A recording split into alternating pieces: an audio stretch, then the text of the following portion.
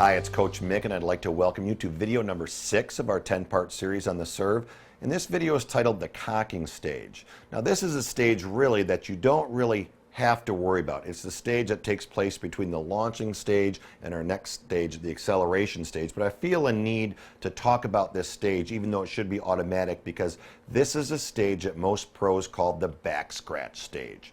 And I'm a big proponent on not teaching someone to serve starting in the backscratch position. Now imagine if you were serving and you put your arm right along your back, or just go try to throw a football or a baseball and put your arm right on your back like this and try to throw. And you'll see two things will happen. Number one, you won't have a lot of control. Number two, you won't have a lot of acceleration. So in this backscratch stage, as we call it, you'll see by the pros here in the videos that their racket is not even close to their back.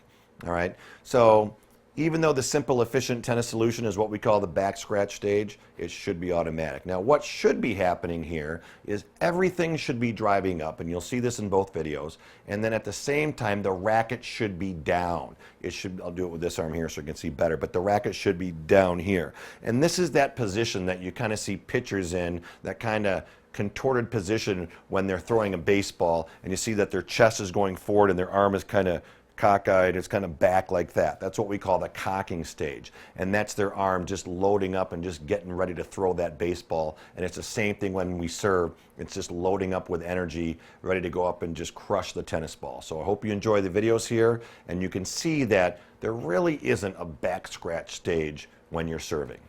All right, now in the cocking stage, the simple, efficient tennis solution is this is the back scratch position, or the so-called back scratch position. But as you see right here, is she really scratching her back? No, she's not. And she's not even coming close to scratching her back. And her racket is pretty much away from her body there. All right, but the cocking stage is where that racket is just all the way down.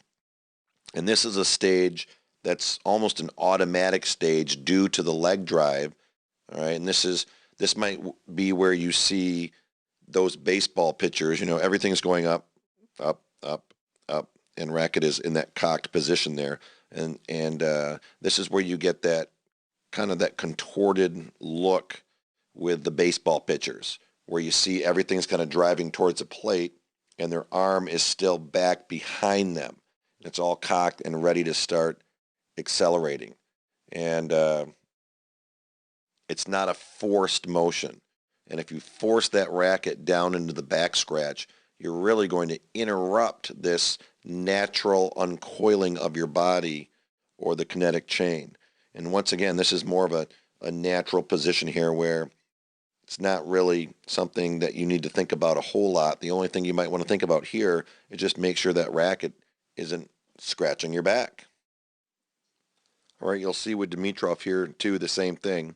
All right, after the launch stage here, that racket is cocked back, and you'll see once again everything's kind of driving up here except for his racket, which is fully in the cock stage, even his elbow's coming up there.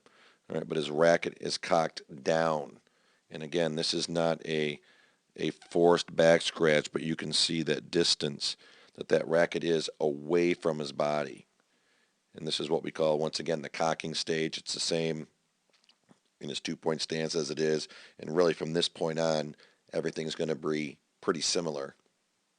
And it's something that happens automatically. All right, so I hope you enjoyed the videos, and you can see where I was talking about where the racket was not even near the body in the back scratch stage, and it's something that you just kind of happens on its own. If one thing you want to do is just concentrate on keeping your hand more away from your body, that's important, so that racket will drop down and come up shorter, more efficiently, and quicker. And I did an actual quick tip on this. It's at realtennisnetwork.com/QT003, and I show you why you want to scratch the word back scratch out of the serve when you're working on your serve. Well, for more tips and instruction, remember you can always go to realtennisnetwork.com.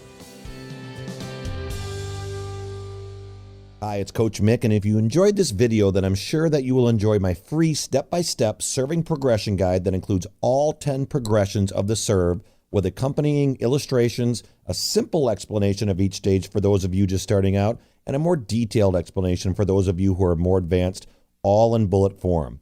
Now, below each illustration, there is a clickable link that will take you directly to the video post of each specific stage, showing you some of the top players in the world going through these same exact progressions.